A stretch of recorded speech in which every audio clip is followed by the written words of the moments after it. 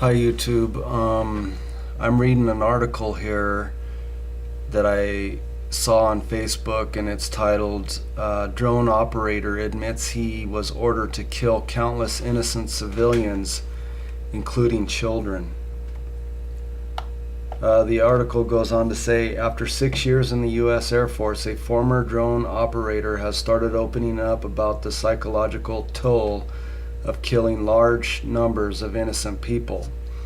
Brandon Bryant, 27, from Missoula, Montana, God bless you, Brandon, killed scores of innocents by his own admission simply by pressing a button from a control room in New Mexico.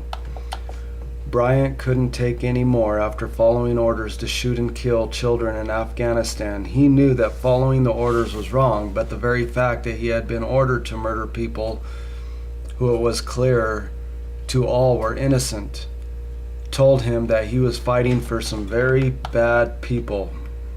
I saw men, women, and children die during that time, he said in an interview with Spiegel Online. I never thought I would kill that many people. In fact, I thought I couldn't kill anyone at all. Bryant joined the military when he was told that he could go to college for free if he enlisted. It was shortly thereafter that he found himself shooting innocent people by remote. The very first time he fired a drone missile, Bryant killed 2 men instantly and cried all the way home. I felt disconnected from humanity for almost a week, he explained. I saw men, women, and children die. These moments are like in slow motion, he said further.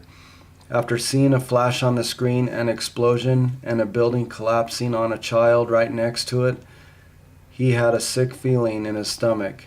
Did we just kill a kid? He asked the drone operator who was sitting next to him. Yeah, I guess that was the kid. The more seasoned operator coldly replied. Now he says he can't just switch and go back to normal life. Bryant has left the military and is living back at home in Montana, and he was diagnosed with post-traumatic stress syndrome. Our forefathers, they fought and died to give us freedom from an oppressive government in England. Even a dishonest money system that America it now has through the Federal Reserve of printing fake money at the expense of our children. Benjamin Franklin said probably the prime cause for the revolution is that King George III would not allow the colonies to an honest money system. That's why the military are getting this post-traumatic stress disorder, because they don't know what they're fighting for. This gentleman here, went into the military because he was going to get a free education. Our motives must be motives of integrity. They must be blameless motives for killing another human being. Our forefathers really had no choice, because one quote that comes to mind is, don't shoot till you see the whites of their eyes. We didn't want to fight that war, but we had no choice because they were oppressing us. They were overburdening the states. So Thomas Paine said the duty of a patriot is to protect its country from its government. Our own government is taking our freedom and liberties. Our government is a corporation owned by international bankers. It is these international bankers that is controlling this country and using our military for their agenda. Kissinger said military men are dumb animals used as pawns in foreign policy. Smedley Butler, most decorated Marine in U.S. history, in the 1920s, and even before and after that, he said, I spent 33 years and 4 months fighting for Wall Street and the bankers. I was a thug for big business. I could have taught Al Capone a few things. He operated in 2 districts. I operated on 4 continents.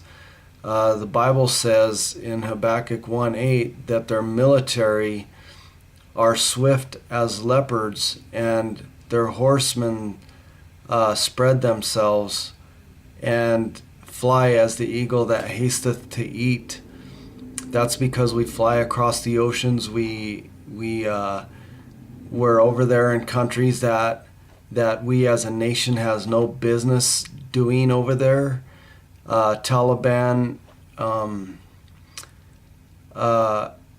bombed our buildings, but the CIA knew that because they wanted to take, they being the Federal Reserve and the bankers, wanted to take our liberties because they want to enslave us more. The CIA knew that they were coming to bomb the buildings, but they aided them. James Madison said, if tyranny and oppression, that's Homeland Security and the Patriot Act, come to this land, it will be in the guise of fighting a foreign enemy. That's how tricky they are. They're like a pickpocket. They will distract you with one hand while robbing you with the other hand. They'll say, "Oh, we're going to keep you safe. Oh, we're here to protect you, and you got to give up your liberties." And then all the while they got their hand in your back pocket, robbing you of your liberties.